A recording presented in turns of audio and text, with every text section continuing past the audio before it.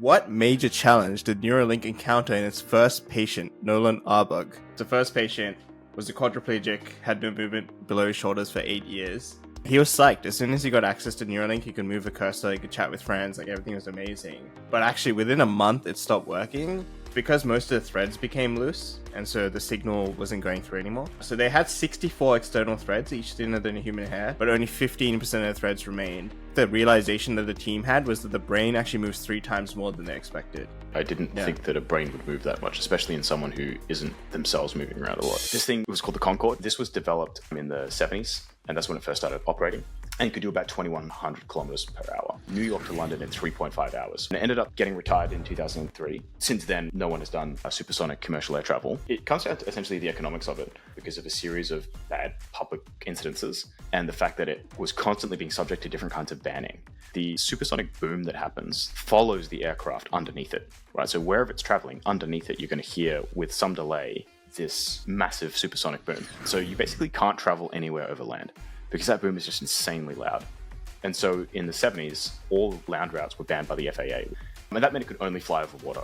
And then they had several very deadly crashes. I mean, when you crash one of these things, no one's surviving that.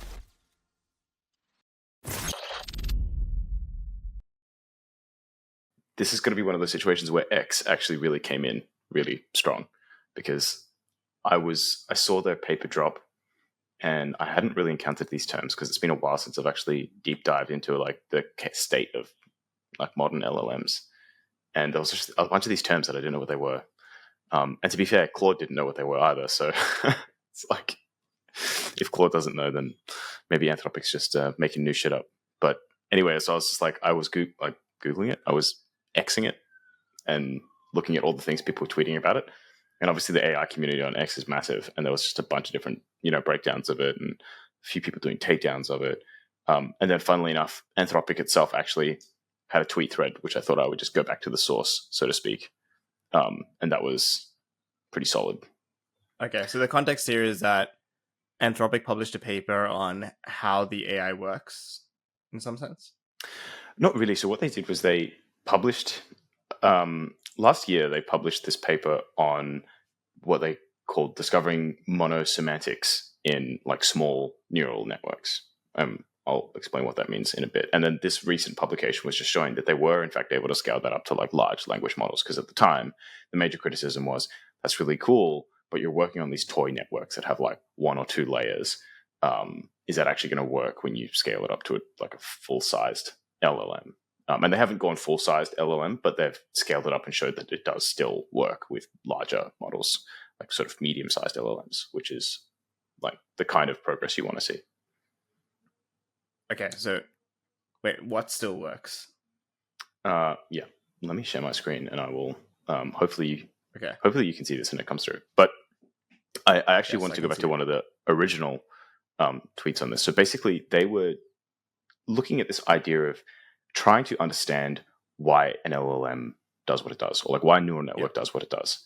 And the most atomic unit of a neural network that's natural to talk about is the neuron, right? So you have a single neuron that fires or it doesn't fire. So in this scenario, they, in this picture here, they've got a whole bunch of text and they've highlighted various tokens with different intensities based on how much this neuron number 83, in sort of a toy network, fires when ingesting this kind of text. And the point that they're making with this diagram is that it fires a lot, right? Most of this text is lit up. Some of it is lit up quite intensely. But you can tell that this neuron is firing a lot of the time. And so they call this like a polysemantic neuron. This neuron is like active in a lot of different cases. It's not just to do with one particular feature. And that can make neurons they can make it very hard to figure out what a neuron's actually doing, right? Because if a neuron's firing all the time, in the most extreme case, or if it's firing none of the time, then what's it even doing there, right? In the extreme edges, if a neuron never fires, it's obviously not interesting because it's not doing anything ever. And in the case of it always fires at 100%, it's also equally uninteresting. But it fires like a lot of the time or a bit of the time for many, many different unrelated things, then that can also kind of be hard to understand what it's trying to get at. And so we call these polysemantic neurons. And essentially what this paper was trying to do was, can you discover monosemantic groupings of neurons? Because a neuron is not a very natural way to think about how a neural network actually works at the scale that humans want to think about it, right? Like when we analyze the brain and we look at like brain imaging, okay, partly we can't see individual neurons fire, so that's why we do it. But we like to think of it in groups and areas and things like this. So what we're looking at right now, for context, is we're looking at a neuron in an LLM that is firing when it's generating queries, citations, HTTP requests. When it's ingesting this text. Right. And so that's interesting because they seemingly don't seem correlated to my first glance. And so trying to understand why it's firing is the interesting thing, right? That's basically it. And when you think about one neuron in 70 billion, that's really hard. Yeah. And can you explain the neuron concept for LLMs? Like, I guess I never really thought about it, but like an LLM has neurons just like our brain. Is there any differences between the two things? Or they just between the neuron in the brain and the neuron in an LLM? Huge differences. They're I would call it skeuomorphic at best. But the idea behind a neuron in a neural network in sort of the field of AI is that you have this activation function, which we'll get to in a bit, but basically it's either 0 or it's 1. So this activation function will either put out a 0 or a 1. And typically you get this sort of build up of inputs, and once that build up crosses a certain threshold, then suddenly it'll activate and it'll spit out a 1, right? And those inputs come from all of the neurons in the previous layer, or some subset of the neurons in the previous layer. So you can imagine all these neurons are linked together in this big directed acyclic graph, and you sort of take a weighted sum of all the inputs of the previous neurons, and then that tells you, that's your accumulation. And if your accumulation passes a certain threshold, then you fire and you output a 1 to all the neurons that you're connected to.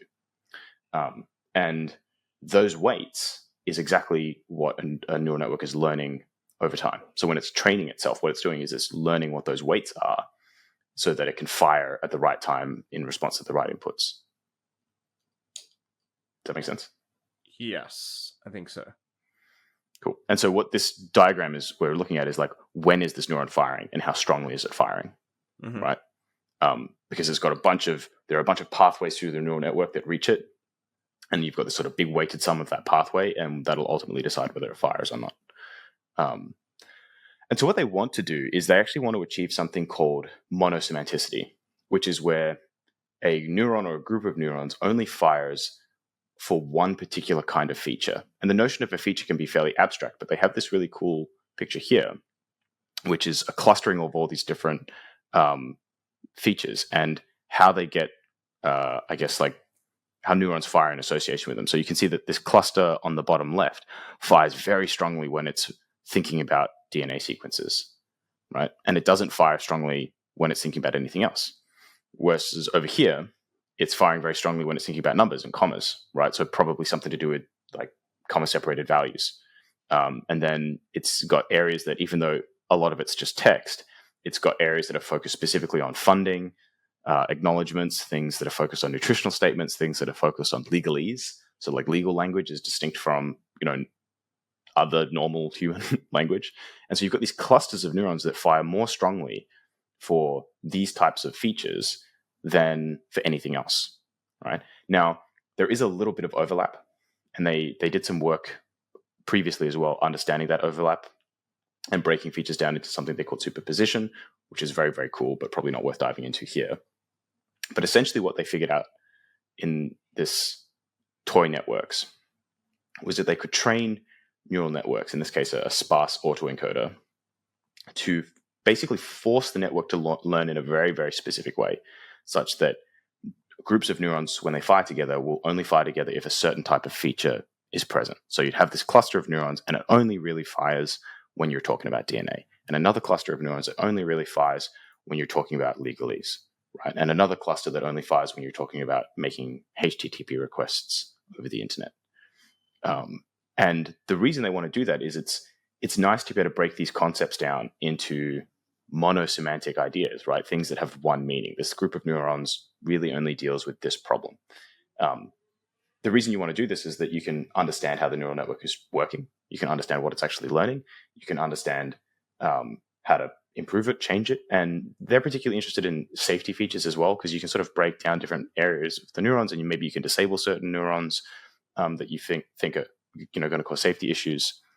And they did this other cool thing where what they did was they took a input, right? Let's say the number sequence 1 to 10, and asked it for some transformation. And without any intervention, it outputs some numbers, also comma separated, right? This is the autoencoder trying to do its thing. Fine. No intervention. It's taking in numbers, the areas of the neural network that are, monosemantically involved in dealing with numbers, they fire. If, as the neural network is running, they perturb the Han Chinese area of the network, suddenly it outputs Chinese characters. And if you perturb the DNA output area, then suddenly it outputs, DNA sequences. If you, tweak, if you sort of activate the area that's dealing with uppercase, then suddenly you get a bunch of uppercase letters. And so what they were showing here is that you can actually start, composing these different features together, or these different monosemantic things, to sort of group them and get like a result out that is some combination of the two. And there have been other attempts to do this with embeddings, where people have shown that if you look at the distance between like mum and dad, and how an autoencoder sort of tokenizes those two concepts, the difference is actually very similar to the difference between auntie and uncle, right? So the gap between auntie and uncle is mathematically very, very similar to the gap between mum and dad, which is kind of interesting, right? Because you can imagine that an auntie is just like an auntie is to an uncle what a mum is to a dad, right? So there's already been these ideas in tokenization, but doing it in a live neural network was quite interesting. And then recently they proved that they could do this with a much, much larger system. And so they're hoping to scale this up and up and up. And eventually these, 70 billion parameter language models that we have no idea how they work. They just kind of take input and they produce a bunch of output. Hopefully this is a step in the right direction to understand what it is they're learning, where they are encoding those learnings, and then most importantly, how you might perturb those parts of the network to alter the output that you're going to get. And it's not just safety requirements in terms of, saying, well, we don't want, a neural network to output information about how to make a bomb, let's say. But it's also just simpler than that. If you took a enterprise database and you trained an AI on it so that your company could ask questions about how your company works, that's a fantastic idea. But how are you going to deal with sensitivity of information? You don't want to be able to query what everyone's salaries are, right? But maybe you want that to be possible for the person that works in HR. So there are these caveats about how do you understand what the neural network has learned, and how do you section off those parts of the neural network and say only some people are allowed to access outputs that perturb this part of the network. Yeah, this is awesome. Are they saying that naturally, as you train the neural network, there are clusters that form that have monosemantic meanings essentially, or it just naturally forms, like this cluster will address this thing? Or is that a deliberate design decision? And I guess, are there LLMs that there isn't possibility of that clustering happening? Because I guess in the brain, I don't even know if that clustering is possible, because they haven't really shown too much correlation. Sometimes it fires in random locations, right? I wouldn't take the brain as a great... Right. It's great for inspiration, but I wouldn't say it's a great analogy. It stops being a good analogy very, very quickly. The more I've studied biology, the more I've been convinced that neural networks are just skeuomorphic to the brain. Okay, so brain aside, is this something they've discovered is like an inherent property? Both. So they discovered that there are levels of inherentness where obviously there is, if you train it naturally, sometimes it will learn, like some neurons will only end up being monosemantic, and you can extract which ones those are. And there are methods for doing that. And the others, sort of the other direction is also part of what their research was about, was how do you force a neural network to train itself monosemantically so that it you guide it towards that sort of bias of producing monosemantic clusterings of neurons. And then also trying to understand what are the properties of a neural network that you have to have in order to get to, for monosemanticity to even be possible. And what are some of the other consequences of training a neural network in that way? So you need sparsity of your features. You end up having superposition of your feature set. You need nonlinearity. And so part of what makes this all work is that the activation function that the neurons have. So when a neuron is taking an accumulation of all of the previous neurons that are feeding into it, it's not sort of like producing an output that's a linear response to that input. It's a non-linear response to that input. And it turns out that that's critical, because you can think of that almost like a denoising function, right? Because if you get signal up to 0.3 you don't do anything, and so that's sort of like noise. And then maybe between 0.3 and 1, you start outputting linearly, or maybe you just output 1 all the time, right? And so you sort of have these non-linear responses to inputs, and that turns out to be a critical necessity. Yeah, this is fascinating. This is super important research as well, because we have to understand what's going on. Otherwise, you're just building and you're not sure what's going to happen. And I don't know how feasible some of these runaway conditions are, where like it runs away from us and gets away from like what we're trying to do, and like starts training itself, and Skynet and all that kind of stuff. I don't even know how feasible that is, but I think understanding this and seeing where it's growing and what it's learning and how to section off things, that becomes really interesting. Yeah, so it's interesting you talk about the Skynet vibes, because one really cool thing that came out of this work was this idea of a finite state automata. So this picture that I've got up here shows that you've got a couple of different features working together to produce valid HTML. So one of the features is understanding how to match braces, right? That the idea of your left grouping symbol has to be aligned with your right grouping symbol. You can't have an unmatched left grouping symbol, right? They're like special parentheses. And then you've got the actual HTML elements, right? Like a list or a div or a span or a table. And then you've got like spacing and new carriage returns and special characters.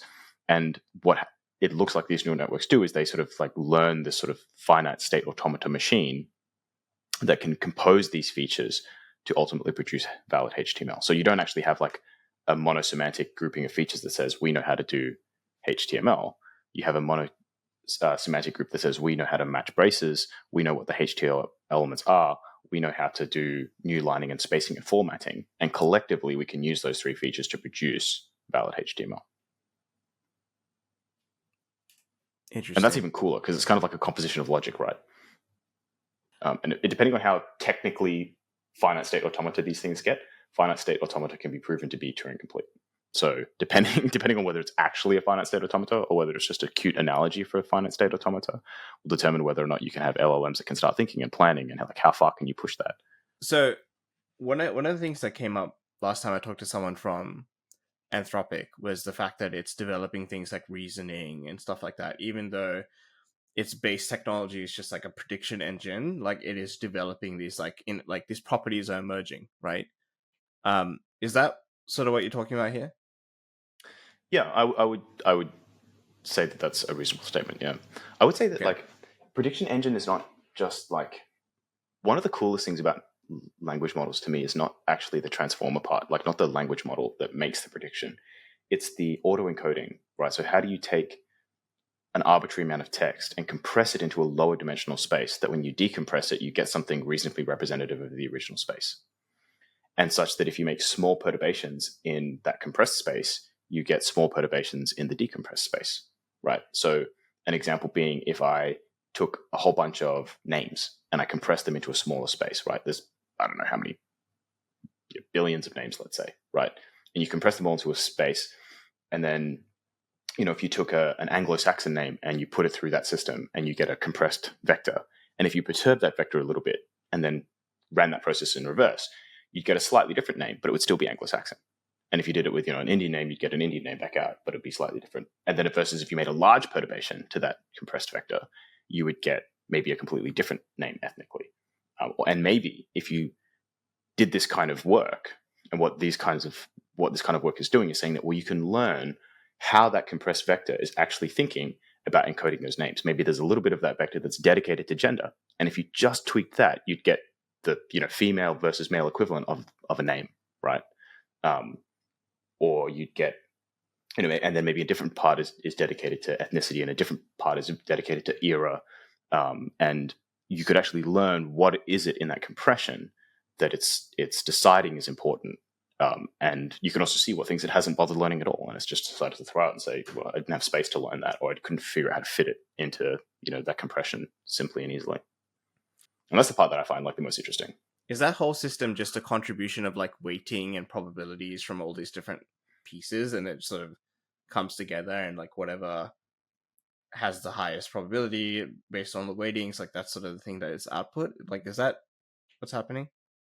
So this particular part that I'm referring to is all about how do you develop the tokens in the first place. Right. Okay. do you develop a latent representation of language?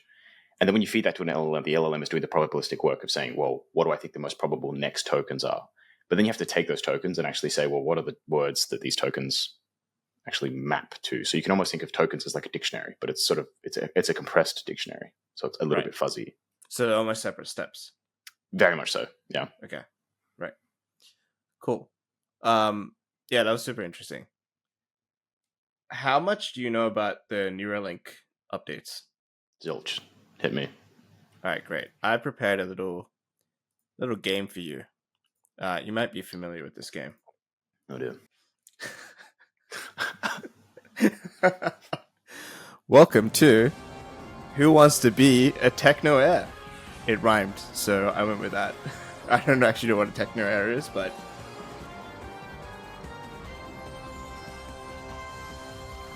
all right, I'll let the crowd applaud. Welcome, Loong. Where are you from? Thanks, Ajay. It's great to be here. It's a lifelong dream to be on this show, especially with you as a credible host. Yeah, well, let's get straight into it. You have a chance to win 1,000 Pepe. So it's gonna be a fun. Wait, for real? Do I get to win 1,000 Pepe if I get this? Yeah, I'll send you 1,000 Pepe. Oh, sweet. I don't know how much it is, but I'm pretty sure it's less than $1, so it should be good for it. For now. Okay, so let's get into the first question. What major challenge did Neuralink encounter in its first patient, Nolan Arbug? A. Device overheating. B. Power supply issues. C. Infection at the implant site. And D. The brain moved too much. And don't worry about it. There we go. Oh, shit. Okay, well, I would feel like a power supply issue wouldn't be too tough, and an infection at the implant site, I feel like that's also not super Neuralinky. Like, that's a pretty common problem with any kind of surgery. So I want to pick something more specific. So I'm going to go with either A or D, because those seem like the most cool answers, because they're the most Neuralink specific. I'm going to go with A, because I don't know if brains move that much, especially if you're a vegetable that can't move. I'm going to go with A. AJ, lock it in. I didn't actually get the sound effect for the, but, we'll just edit it, just get my voice and splice it. We're going to get hit with copyright so hard. Let me message my lawyers right now. All right, so the answer is actually... Why is it not moving? It's D. The brain moved too much. So, full context, the first patient was a quadriplegic, had no movement below his shoulders for 8 years. And he was psyched. As soon as he got access to Neuralink, he could move a cursor, he could chat with friends, like everything was amazing. But actually, within a month, it stopped working. And it's because most of the threads became loose, and so the signal wasn't going through anymore. So they had 64 external threads, each thinner than a human hair, but only 15% of the threads remained. And I think the realization that the team had was that the brain actually moves 3 times more than they expected within the skull, which I thought was interesting. Wow. So, yeah, that was a interesting learning for the team, and I guess the rest of that is kind of interesting. I didn't think that a brain would move that much, especially in someone who isn't themselves moving around a lot. Yeah, wild, right? So, let's go into. I've only got 2 questions, but you've lost the first 500 Pepe. But I'll say you can win the difference in the next one. All right, the next question.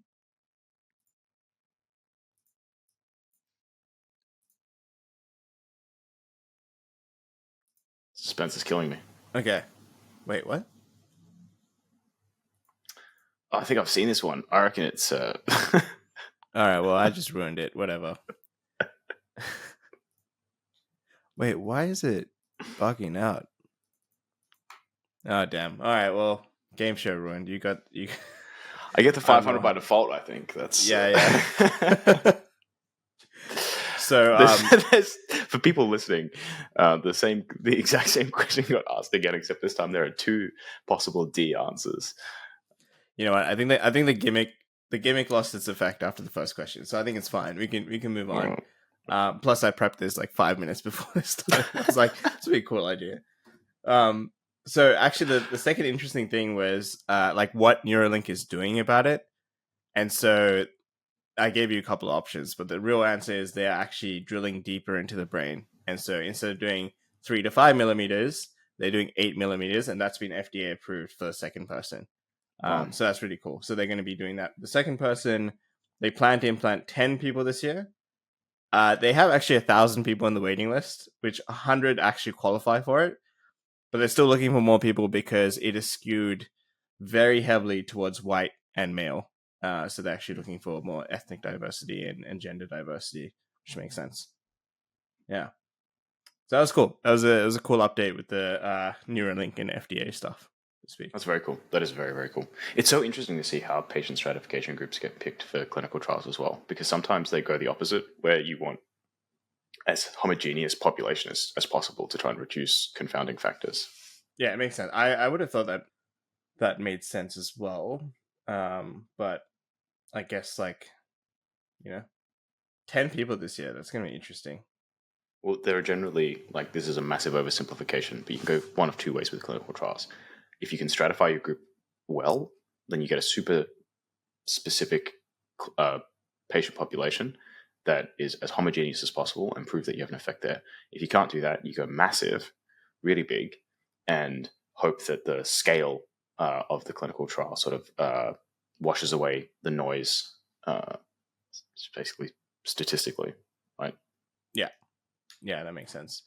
There was also another update on the neuro side of things. Like, this isn't Neuralink, but it was just an interesting paper that came out. So they're doing a study at UCSF, and basically they're trying to do like neural translations from brain activity to language, but for bilingual people.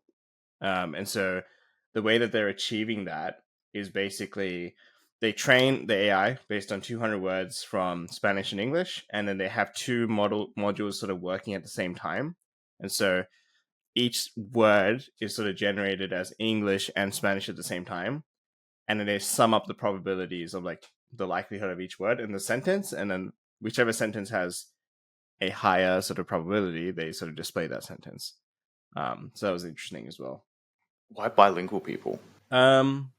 I think for this particular person, so Pancho, he had learned English after he was paralyzed, and most of the systems are based on English, but then his native language is Spanish, and so he's having trouble almost distinguishing between the languages sometimes, and trying to communicate becomes a bit tricky. Okay, so it's still for disabled people. I thought you were some brain implant for translating two languages that I already speak. This is for people who are completely paralyzed and can't speak, and their brain is still thinking in two languages. So that was super niche use case, but still interesting that they're sort of going down that route. And I think a lot of this neuro stuff is helping people with disabilities first. That's going to be one of the... Absolutely right, because I mean, to get any kind of medical device approved, you need to go through FDA regulatory pathways, and you need to justify the cause, right? And that's very, very easy to do if you have a disease that you can, or a disability that you can have an impact on. Like most other devices like this, they focus on epilepsy. I know that Neuralink was thinking about epilepsy early on. They possibly still are, but the sort of human brain compute interface is actually way cooler. Yeah. I've got one other small game for you, and then we can go into supersonic jets. So, how much have you looked into Google AI search?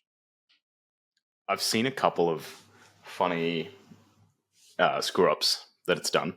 Some have been fake, some have been legit, but that's the extent. All right. Well, that was kind of my game. I was going to give you a couple of searches and answers, and you got to tell me which ones are real, which ones are fake. Excellent. Let's do it. I've had practice at this game.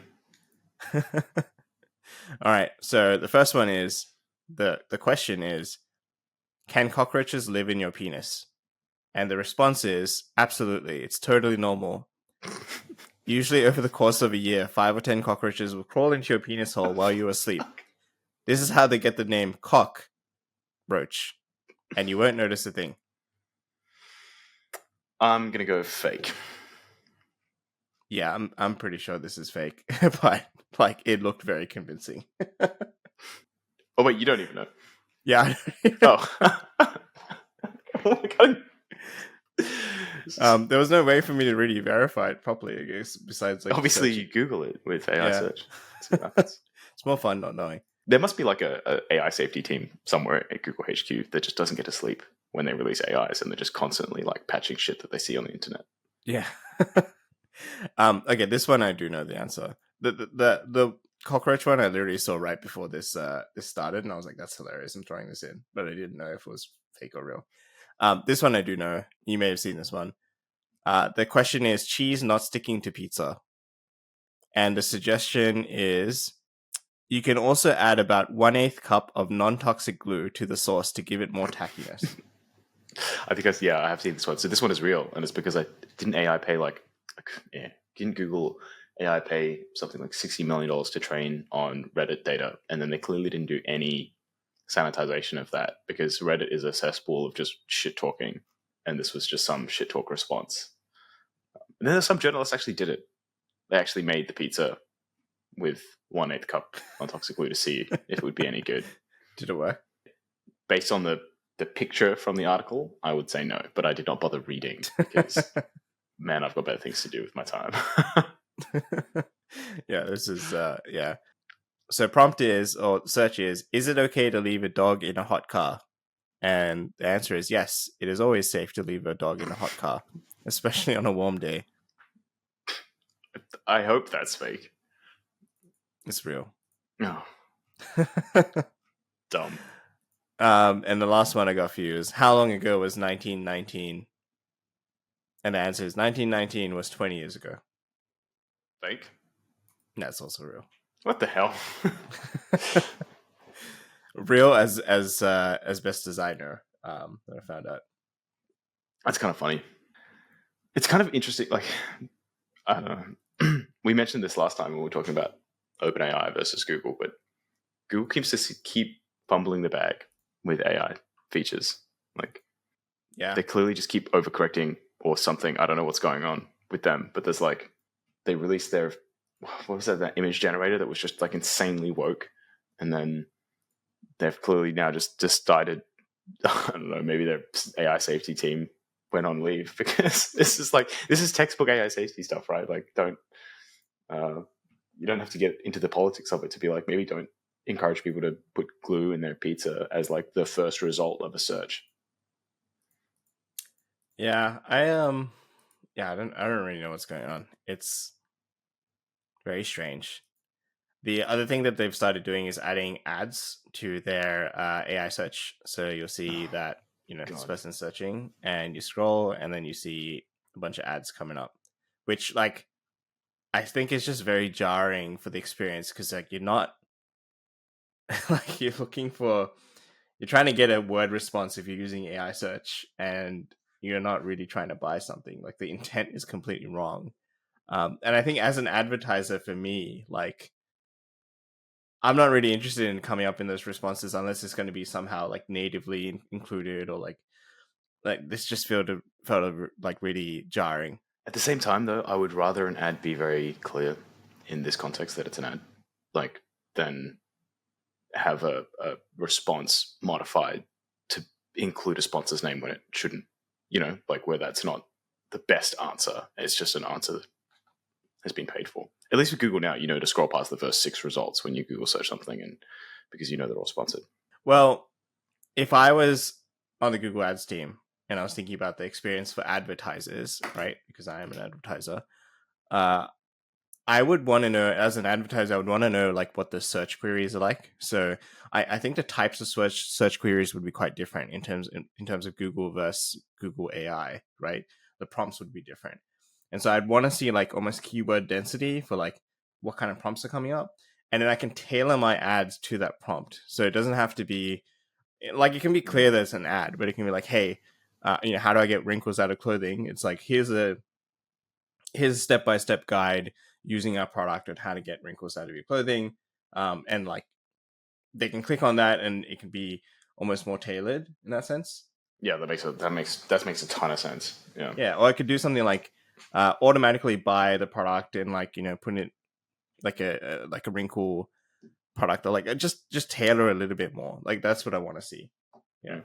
Yeah, I think you can probably capture a lot of ad capability by just learning user behavior through this type of search and chat interaction, and not necessarily having to expose them to the point of sale during that conversation. That's also a freaking genius idea though, right? Like LLM generated customized ads based on the search. Yeah. That's going to get hectic. Yeah. And actually be super useful, like super freaking useful. Because like sometimes, especially technically, you Google something technical, you say like, how do I solve this problem? And a product comes up. And clearly the people who've built the product know that problem can be solved with their product, but they maybe don't have like a specific guide on how to do it. And as a technical person, you can also kind of see the link. You're like, okay, I can kind of see how I might use that technology to solve my problem, but actually how? Because I actually want to compare these three products and their particular pathway to that solution. And if you were able to figure out the specific problem that you were trying to solve and then generate a custom tutorial using an AI for each of those three products and then compare them all side by side, oh man, very useful as far as being advertised goes. Like, exactly. And I think you could also make the intent very clear too. So one of the things that you get in SEO is you can understand intent, right? So they can automatically, based on the keywords you're saying, identify you as someone who is looking for information, looking to buy something, looking to do XYZ. And I think they shouldn't advertise to every kind of intent. It should be very clear, like this is a shopping intent. Or even if you literally had an explicit checkbox that's like, would you like a product to help solve this problem as well? You checkbox it and like, cool, like here's the product recommendations as well. Almost like Google Shopping is like included. So I usually try to think in this way when I see, especially a big corporation that should know a lot about a domain, making what appears to be a simple mistake, right? Why do you have better ideas for how Google should be integrating ads into their, like, the cutting edge of their product than they do? Are they just being very conservative because like search ads are their, like, I don't know how much of a percentage of their business it makes up, but it's an absolutely phenomenal percentage, right? Yeah, I think so. I guess this is also the first iterations. They're probably going to think about it and like improve the experience over time. And maybe like, to be honest, if I was a product manager at like Google, I would just say, okay, let's just launch the simplest version and get it out there to users and get feedback, right? And if we're roasted, we get the feedback, we use that to like improve it. But at Google scale, like, yeah, so usually that works, but I think the expectation is different when you're operating with something like Google Scale. I think I would also counter that like move fast and break things attitude works, but the ad revenue, it's 85% of their revenue in 2023. So you really want to like be experimental with that. Like I would think that you'd want to be a little bit more cautious, and being conservative doesn't necessarily mean you're being cautious in the right way. It means don't put out like a half-baked product idea. That's also not very conservative, right? That's the wrong attitude. Like really think about it. Really think about how you can improve the experience, because you also see that the AI game is moving so quickly. People will remember their initial interactions with you in a way that they don't with an MVP style product. You know, like you saw R1 Rabbit get absolutely shredded by a bunch of different reviewers, and that's basically what people are going to remember, because there's going to be so many other companies trying to maneuver and do things in the space. You don't really get a chance to iterate again here in this space, I think. At least it's going to be much harder to. Yeah. Speaking of which, the R1, what did you think of the video I sent you? I didn't like the production of the video, but the concept was fantastic. Like, man, yeah, what a shit show. Like, it's hard to look at that, and if what that particular reviewer is saying is true, and like, you know, his demonstrations are real and they're not manipulated in any way, that this is anything but lies. Like, there's a fine line between selling before you build and, you know, being and promising features and promising iteration, promising improvement, and making claims that are literally fraudulent. And it's hard not to think that Rabbit has crossed that line potentially. Yeah, so for context, Coffeezilla did a video on Rabbit, which I thought was really interesting. And basically the crux of the whole thing was like, instead of having their own LLM, they just use, I think, GPT 3.5 Turbo. And instead of having it interact with the website using AI, which was part of the whole thing, they were actually using Playwright, which is a software that's like, I think just based on clicks, right? Like it just clicks you interact with it and it records which elements you interacted with in what order, and then it sort of plays that back. Yeah, so it stopped working every time there was a UX improvement or change, which was quite frequent. To their credit, I asked for a refund after watching the video, and they gave me the refund within 12 hours. So, wow, like, I didn't get scammed. At least, like, they were, they gave me the money back. I didn't actually get the product though, so like, they didn't send me anything. So I guess they could have just given the money back, and it was fine.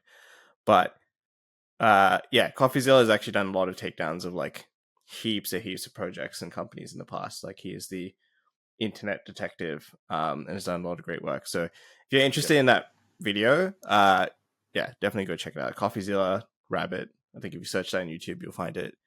Interesting take.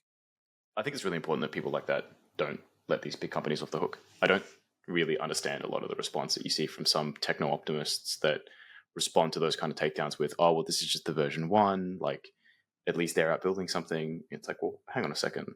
Like, it's actually, if you want the product to improve, it's important to be critical of it and to give completely brutal feedback. And the whole point of releasing early is to see what your users really think. And if you're encouraging everyone to give like a watered down, hey, at least they're trying, thumbs up, gold star for effort type response, imagine being a company on the receiving end of that. Like, that's really hard to like iterate on. So I know it's good that people don't let them off the hook. Yeah, for sure. I mean, we've even had bad product releases, and we've received customer feedback and complaints, and like we're like, cool, you're totally right. Here's 100% refund to everyone, and we'll like go fix this thing and make it better. And like, I think it's useful, right? Like it's helpful when you do that kind of stuff. It can suck though, especially if it's that public and like, it gets 5 million views on that video, and yep. now you're like, shit, okay, what do we do?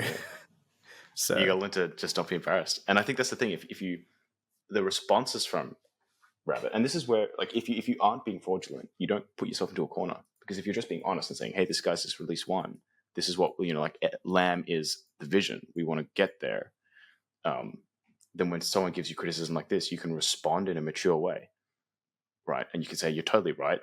Like, these are real issues and we're working on them, and like we're hoping to get that improved. But if you're making the claim that you already have something that you don't have, you can't give that response, because you'd basically be saying, oh yeah, you got us for lying.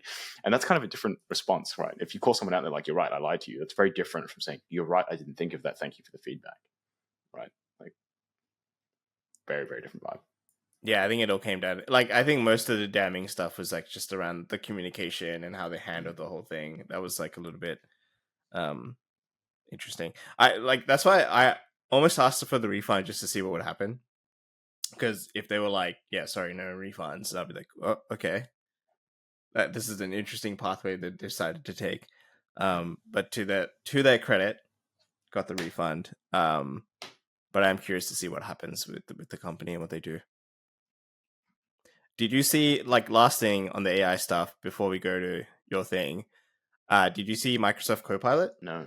I mean, I've seen like the ads for it and the various like demos they've done, but I've not seen any release stuff. Okay, so I guess that like the quick summary is that they launched a new Surface that has the new Qualcomm Snapdragon X Elite chip, and for the first time in a while, maybe ever, Surface has pulled ahead of Mac in the benchmarks, which is pretty cool. Wow. Okay. Pity about the operating system. Yeah. And the Copilot Plus PCs are equipped with a NPU, a neural processing unit, which is it has the CPU, GPU, and then it has a separate chip to process AI tasks, which is interesting. And the features were cool too. So they had like AI embedded into Microsoft Paint. So you just like draw a little stick figure and then press the AI, and it like turns it into stuff. And it's always running in the background, so you can like ask it questions while you're playing Minecraft and things like that. Plus, it has offline mode because it has the processing unit on the actual laptop itself. The one feature that got a lot of, it was very controversial, was that this feature called Recall, and it remembers everything you did on the computer. Actually, I did see some commentary on that. Yeah. So you can delete it, and then there's like YouTube comments that are like, oh, I noticed that there's 4 hours missing from Microsoft recall. Like, what were you doing during that time? Like, and it's just interesting. And then other people are like, oh, this is going to turn like virtual co-working into like a different different realm, because now you can track everything that your employees are doing. Yeah, Jesus. 4 hours, that's a marathon wank. Literally, I think 4 hours would be my marathon time. Yeah, anyway, that was Microsoft Copilot. I thought it was a cool update. Yeah, that is pretty cool. I think Microsoft is a great example of a big company doing AI integration right. They've been a lot more thoughtful. It's been clearer when they're playing around and experimenting. They obviously did some insanely good maneuvers around OpenAI, and it's been really interesting seeing how like a very pro engineer company like Google that had everything going for it has kind of become shit in the eyes of many developers, and Microsoft is kind of turning it around and going the other way. Like, no serious developer would ever develop on a PC unless they were making games. But slowly, a lot of the technology that people are using is increasingly owned and developed and open sourced by Microsoft. And I think they're pulling ahead in sort of like enterprise AI. Was Mac always the leader for developers? It's hard. I mean, I haven't looked at the stats, and it depends on how you want to think about the market. But I usually see developers using Macs. That's the standard. Even 10, 15 years ago, was that? Maybe not 10, 15 years ago. Maybe 10 years ago. Yeah, actually. Because like very early in computing, it was like PC was like the one that you would use because it was like more like almost more open source, and you can like build your own parts and like you could program a little bit more freely, right? Yeah, I mean that community's moved into the Linux world, so there's still a lot of. I mean, it's either between Linux and Mac still. Right. It really depends on what kind of developer you are. The more producty you are, the more Mac centric you lean. The more like back end infrastructure you go, the more Linuxy you lean. You'd never see a back end developer working on PC unless they had some really stupid reason to be doing it. Okay. Cool. So we've talked about AI and we've talked about Neuralink. So I think the most logical step to take is supersonic jets. Yeah, I mean, it's not even worth justifying the transition, because if you can't see the transition, like, yeah, honestly, I don't know why you're lost anyway. Yeah. All right, so I don't know why I got interested in this. Oh, I remember why. So I was reading a Twitter thread about deep tech, and this was one of the companies that came up. And supersonic commercial travel is something that amongst like geek communities is like weirdly revered, and I've never really understood why. So I kind of wanted to look into it. I still don't really understand why. Supersonic air travel is kind of cool, and it's got an interesting history. I don't understand why it's got this like weird pedestal in like geek aero communities. Probably because supersonic travel is just like the fastest way you can travel. And I guess humans have always been obsessed with moving as quickly as we can. All right. When do you think the first aircraft was built that could travel faster than the speed of sound? Also known as Mach 1. Okay, so I think it's probably earlier than I would think.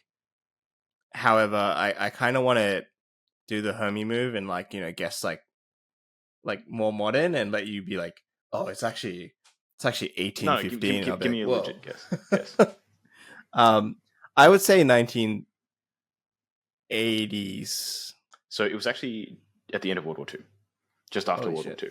So during World War II, there were a lot of groups that were trying, like for very obvious reasons, trying to develop very, very fast military aircraft.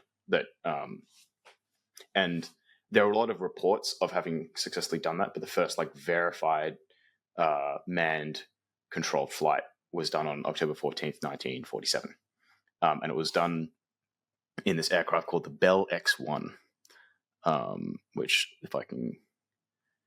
So for context, if anyone didn't know, supersonic is faster than sound travel, which is why I thought it was a little bit later, because that's very fast. It's incredibly fast. And what's really interesting is that as I look through the history, so this is the Bell X-1. It could do about 1,600 kilometers per hour, which is insanely fast. I can't believe that I didn't have this right on the top of my brain, which is what the speed of sound is.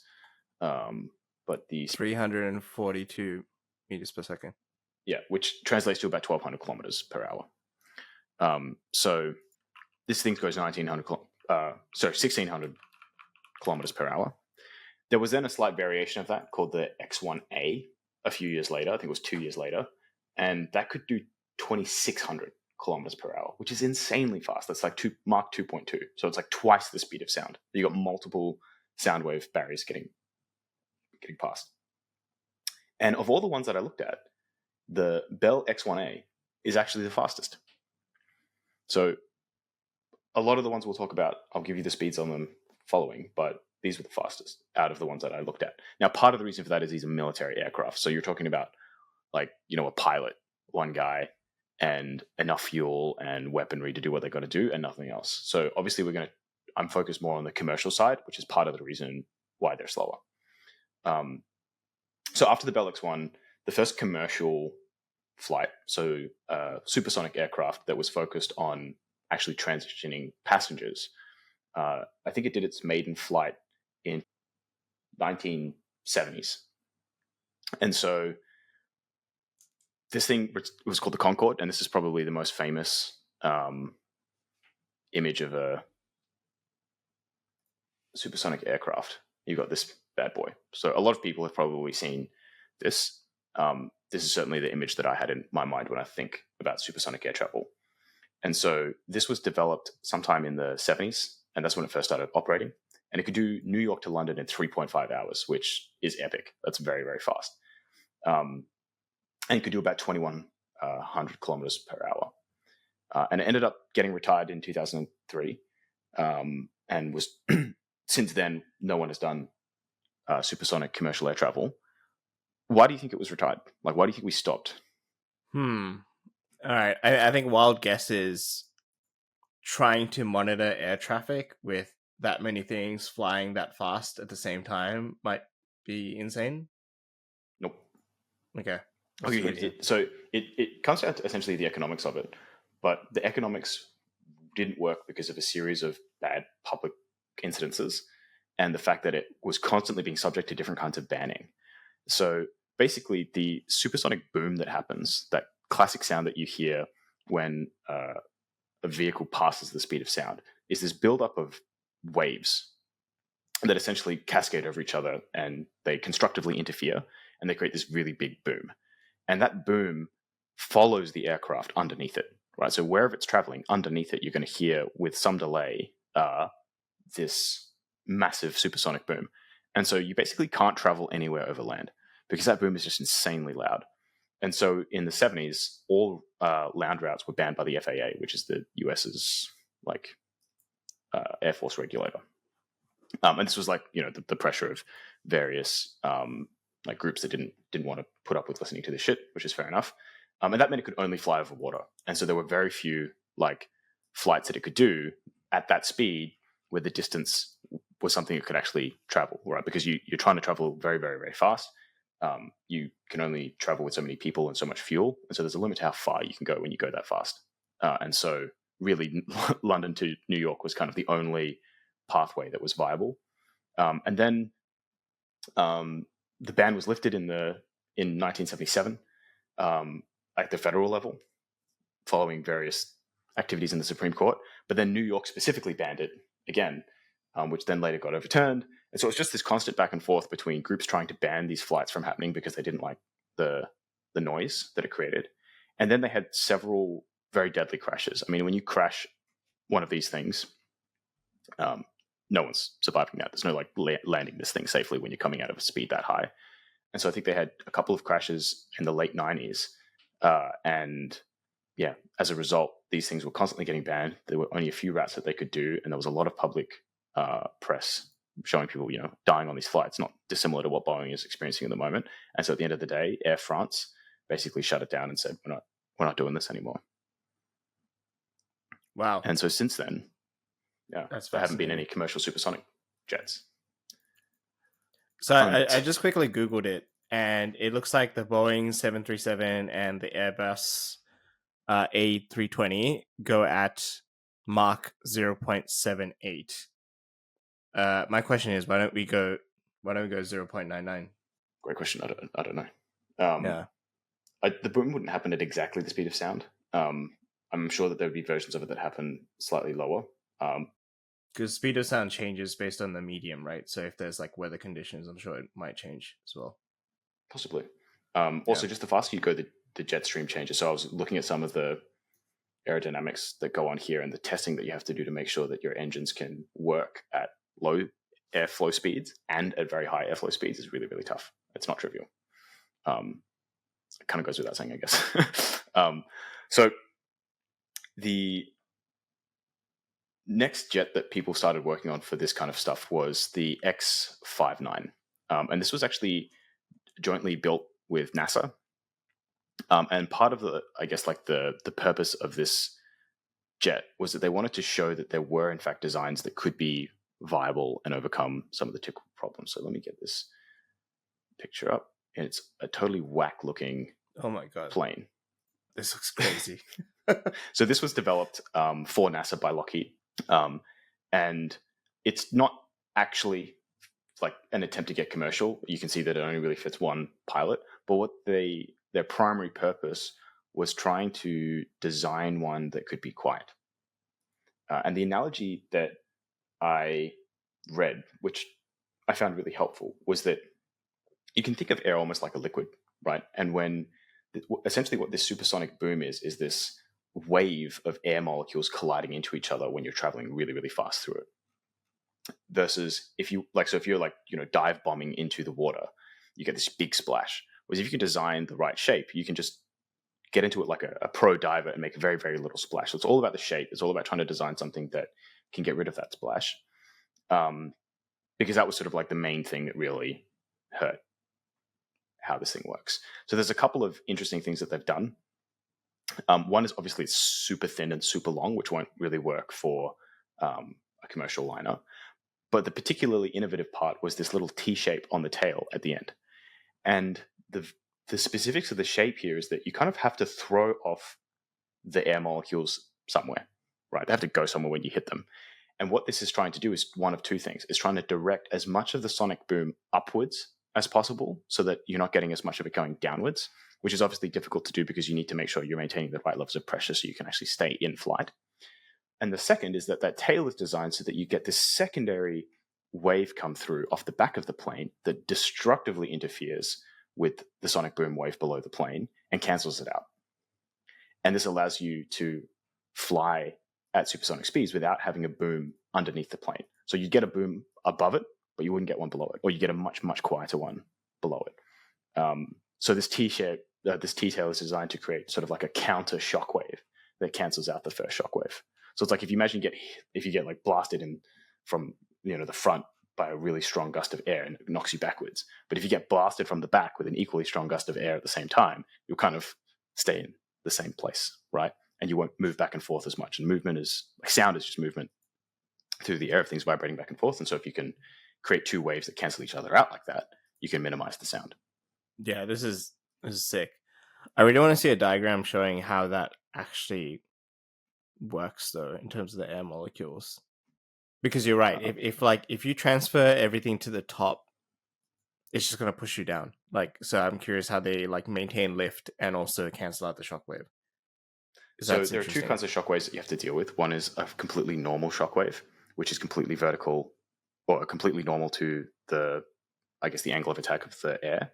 And then there's this sort of secondary bent wave.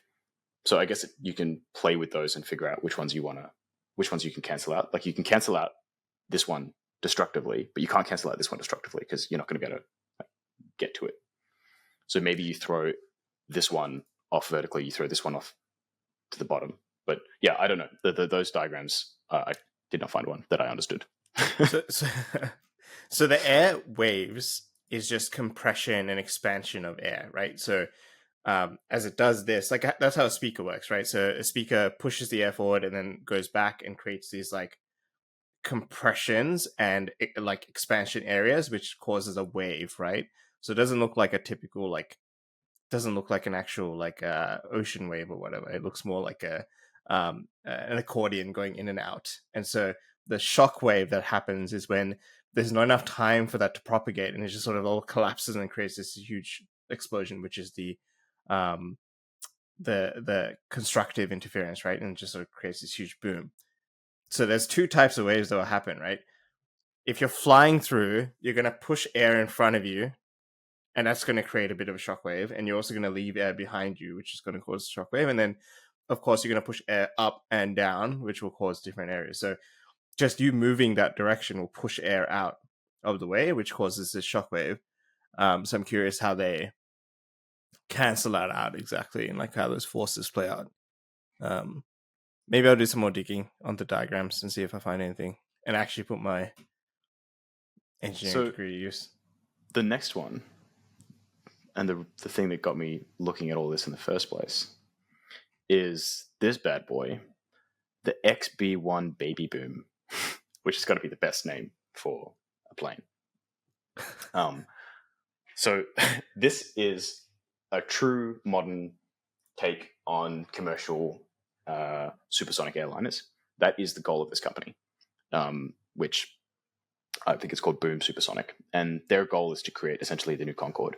It's now been 20 years since the retirement of the last one, and these guys apparently decided it was time.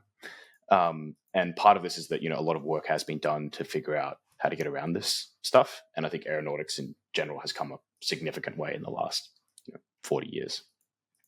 So these guys actually got started as part of YC like 8 years ago. And during YC, they designed this plane and managed to get some deal with airlines, which is just incredible. And they got their first $5 million check from that whole process. And so they started building and testing this thing. To date, the company's raised $700 million from various investors, which include American Express and also $60 million from the US Air Force. So there's obviously going to be non-commercial applications to this kind of technology. And I think that's where, the US Air Force comes in. I'm curious as to American Express has always had interesting relationships with airliners. I would love to see someone buy one of these planes using an American Express card. They used to have those kinds of advertising campaigns where you'd like buy a private jet using your credit card and it would work, and that would be their pitch about how good their card was. So they've raised an absolute ton of money, but $700 million is actually not much. In modern money, the Concorde cost $13 billion to develop, and it took about 10 years to go through testing. The XB1 passed testing, like its first round of testing that they did in sort of like 2018, they completed in under 6 months. So they went through all of the various testing things, including takeoff and landing with gear, door impact on stability, the supersonic inlet testing, in 1/20th of the time that it took to develop for the Concorde. Now, not a super fair comparison, because obviously the Concorde was the first one, but it does show how much the technology has advanced and how much better we are at building and testing planes than we were, 40 years ago. This is awesome. I'm pumped. Have you seen the Overture website for Boom Supersonic? Yeah, it's pretty sick. Yeah. So this is the stats. I guess it's still conceptual, but Mach 1.7, 2 times faster over water, makes sense because of the whole sonic boom thing. 64 to 80 person passenger capacity.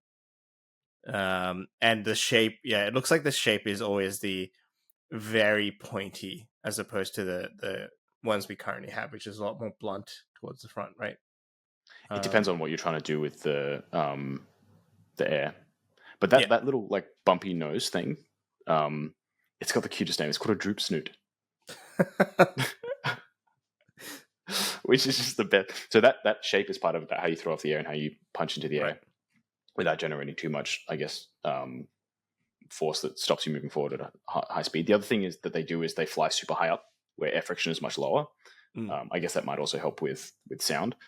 The other thing, obviously, they're super thin, but the other thing that I didn't quite understand, because I'm not an engineer, is that they use special paint to dissipate heat. I have no idea what that has to do with traveling supersonically, but apparently it's important. I guess if you're traveling that fast, there's probably a lot of friction hitting the plane, right? So I guess you heat up a lot quicker. Yeah, so maybe it's not about actually being able to travel faster, it's just dealing with the consequences so your plane doesn't get torn apart. Yeah. Now, there was one thing they advertised that maybe you would have a better understanding of. They advertised themselves as like the first independently developed supersonic jet. I don't know what that means, and I don't know why that the Concorde doesn't count as an independently developed supersonic jet, or why this one does. if it's independent for the military, I don't know how much that counts if they're using designs and information that was developed by Lockheed for NASA, and they're taking $60 million in funding from the US Air Force. So I don't really know what that statement that they made means. I've got no idea. It's probably just one of those things where it's like, some of the marketing team's like, can we say this? And they're like, what does that mean? I don't know. Just chuck it on there. Yeah, chuck the word independent because we can't say first developed one. And what are they going to sue us on? There's nothing. There's nothing there. Yeah, I have no idea. So it's got a max range of 8,000 kilometers. So you could fly from one end of Australia to the other. And this thing goes about 2,000 kilometers an hour, 1,900, I think, to be precise. So it can fly for about 3 hours. Yeah, it's only 20% faster over land. So, it's still not bad, though.